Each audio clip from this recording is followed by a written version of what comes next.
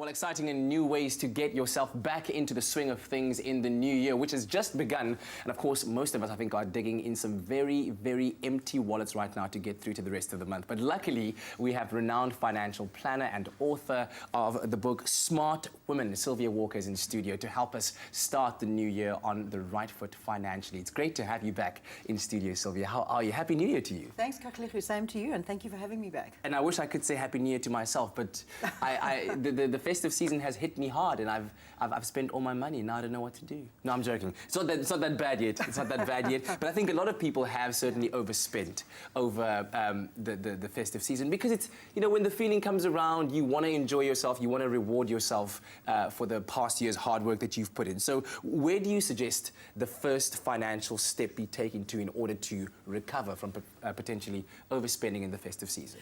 You know, it's interesting to me because people seem to do this over and over again. It's a pattern that repeats itself. So if you're sitting at the moment with this hangover, this sort of financial hangover, as we say, you know, that's really what it is. It's the spending hangover.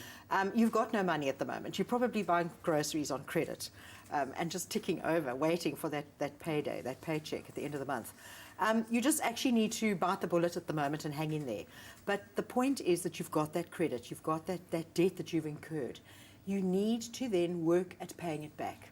And the risk one runs with overspending in December is that it can snowball into something bigger because you've now owe some money, so you're going to have to pay back that money. So your cash flow is compromised, so you go into more debt. So critical for me is to make a plan to pay off that debt, but then to still actually work out your budget so that you survive financially every month going forward. Yeah. Just treat that as a short-term problem, sort out that problem, but then move forward. Don't let it snowball into something bigger. Because you know what a lot of people do, Kakhlechu? Sorry. They actually go into debt over Christmas, they sort of pay it back, then Easter rolls around, okay? Easter weekend, we got to go away, then they go back into debt. And then it becomes, as I say, this constant, this almost way of life. Yeah. I want to take it a step back. So you talk about making a plan to pay off the debt and treat it as a short-term problem. But let's talk about practical steps. What are the things that you can do right now to cover that debt? Does it mean necessarily, let's say, digging into your savings to cover that debt so that you don't incur interest that might then roll over into things like the Easter weekend, like other family occasions coming up? Or so what do you think are the practical ways in which you can do that? You actually just need to have a plan in place to pay it off. So I don't think one should dip into your savings necessarily, because the risk with that is once you dip into those savings, how do you catch up again with that? Saving is an entirely different thing. Really, you need to just say, this is, let's say it's credit card debt that you've incurred, which is probably the most common thing. Pay that off, but don't spend further on that card. Let's say you've accumulated 10,000 rands worth of credit card debt over the festive season. Pay that off, but don't, because what will happen is you'll pay the card and then you'll go and spend on it again. And you're caught up in that cycle. You know, and I always say jokingly that anybody who lends you money, they lend you money because they're making money out of you. It's not because they like you. So the more you spend and the more you pay back, the more they're going to give you. So make a plan, pay off that debt, but don't incur further debt on that card. Brilliant plan to start off the new year. You don't want that kind of debt that you made in December to ruin the rest of your financial year. To snowball, to get bigger and bigger. Absolutely. Let's quickly talk and tap into your book, Smart Woman. And it is a book that is aimed specifically at women. And why is it that you've chosen to write a book like that in the sense that what are the unique financial problems or challenges that women experience that men don't necessarily experience? You know, that the challenges aren't that different in terms of, I mean, money is money. Money knows no gender. So whether you're a man or a woman, the issues are the same. But I think women traditionally have been often left out of the whole financial services industry. So it's obviously changing, and there are some great strides being made, but often women are the neglected ones. So, you know, when I was doing the research, I came across some sort of statements, such as, you know, we support women from a financial point of view in widowhood and divorce. So it's not just in times of crisis when there's no man around that a woman needs to take care of herself financially. It's from day one. And from a woman's point of view too, they often get left quite vulnerable because we have this mindset that maybe someone will take care of us.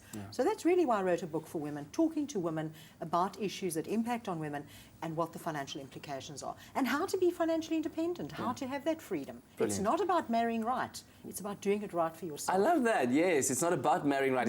It's never supposed to have been about that, but thank you very much. We'll tap a bit more into that and then also talk about, in the new year, how do you set up your new budget to give yourself that financial freedom that you'd like to have. So we'll keep Sylvia here with us. And if you have any questions, ask them on our social media pages using #Expresso Show. It's my feel-good breakfast show. It's my feel-good breakfast show. welcome back. This is your Feel Good Breakfast Show, Expresso on SABC3. This morning, we have the pleasure of having Sylvia Walker here with us. She's, of course, the author of Smart Woman, the book that helps ladies out there take care of their finances. And she's here to help us to plan our financial lives for 2018, hopefully into a very prosperous one. And so let's start off at the very beginning. Let's say you realize today, Sylvia, that you need to make that financial move towards prosperity. So you need to have some kind of budget, and it starts today. What do you do today? The thing is that budgeting is all to do with human behavior. So when we talk about moving towards a point of prosperity, it's a case of actually saying, I need to manage my money properly. As we were saying earlier, everybody always wants to be rich. You know, this is the goal in life. I want to be rich. I want to retire at 40 kind of story. You're never going to get there if you're not managing your money right today. Yes. And that's what the budget is. The budget is simply a tool that helps you to see where you're spending your money and to see what behavior you can change. Because you're never going to get to the point of prosperity if you're not managing what you've got properly. The other thing is people often have this illusion that I need to earn more. So, you know, there's only two things you can really do to increase your prosperity. That's to change your behavior in terms of how you work with your money, or to get more money. To earn more money. Yeah. And we often fall into that trap of thinking, I must get an increase, I must ask my boss for a raise, I must get a job with more money. So you live on that kind of hope system, when in fact, it's much easier probably just to change your behavior around your money. And that's what the budget is about, is changing that behavior. And really, it's like taking a snapshot. I always say it's like taking a selfie of your finances. You have a look and you see exactly what you're spending your money on. And you need to be quite disciplined. So it's good to keep track and to see, okay, this is what I'm spending it on. And then you can decide and see what behavior you need to change. Because there are money wasters everywhere. I always liken it to a bucket of water. So on payday, your salary goes into this bucket, right? You fill your bucket with water. Yes. There's lots of holes in that bucket. So you plan what are you going to do with that bucket, but there are lots of holes where money seeps out, water seeps out. And those are the things that often catch us. So by properly budgeting, you can say, okay, fine, these are the things, the money wasters, this is what I can eliminate. So it's a tool. I really want to dive into this just a bit more specifically. Is it something that you do then on a daily basis, whereupon if you go to a retailer and you go and shop for groceries, you need to have a measure of that and document it somewhere? How do you go about it? Is it a monthly thing? The thing is, it can become, you also don't want to become a slave to it, because if it becomes like a whip that you're going to, whip, and it's going to be something you're forcing yourself to do, you're going to stop doing it because it's boring. So it's really a case of documenting, starting out and saying, this is what I'm planning to do with my money. So the first step is actually to say, what am I actually spending my money on? Because it's the same. Look at your household, think about groceries, think about the lights and the water and all of that. So you may need to keep some track in the first month to just actually do that.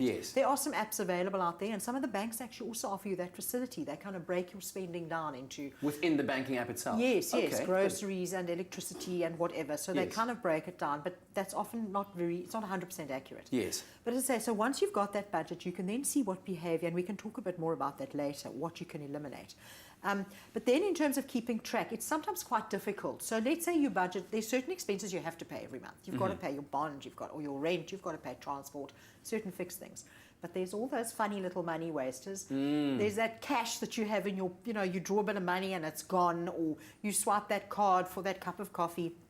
So those kind of things you need to actually keep track of. All right. Well, we're going to plug those holes very shortly as we delve deeper into our conversation about financial prosperity in 2018. Investments, those kind of things. What are the kind of investments you can make now that you can sustain for a year to come that'll give you prosperity in the future? We'll be speaking again with Sylvia in a very short while. Right now, it's time for the news. It's my Feel Good Breakfast Show. Welcome back to your Feel Good Breakfast Show, Express on SABC3. Sylvia Walker, financial planner and author of Smart Woman, is still here with us, and we're wrapping up our financial chat for 2018. Let's talk investments quickly. What is the easiest way to start an investment today that you can hold on to, that's sustainable, that'll be good for you? So investment is a whole minefield, as we know, and we have the B word, which has just been mentioned, Bitcoin, which of course is on everyone's lips. But I think the important thing with investing is that you must decide, if you decide to invest an amount, make it an amount that you can afford. Because often people say, wow, I've got to follow this thing, or I've got to invest money here, and then they overextend themselves. So any investment plan is a long-term view. It has to be a long-term view. and we haven't got time now to talk about Bitcoin because that is a whole discussion on its that's own. a day on itself, It is absolutely, but it's a long-term view. And my most important thing for me is select an amount that you can afford. So even if it's only 200 or 300 Rand a month, Yeah. because then you'll be able to stick with it. But if it's too much, if you overextend yourself and you run into hot water, you'll end up stopping that investment and you'll not actually achieve anything at the end of the day.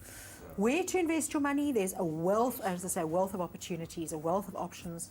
All depends on why you want to invest, what your investment horizon is, and there you really need to get professional advice. Very quickly, is property an investment? Yes, absolutely. Still If you do it right, we're very fortunate in Cape Town that the property market has been rocketing in Cape Town. It's done very, very well. So that obviously doesn't hold true everywhere. But you need to do your homework right, because if you're going to invest in property, you want to be a landlord, hopefully rent it out. You're using the bank's money to grow your own wealth, which is a very clever thing to do.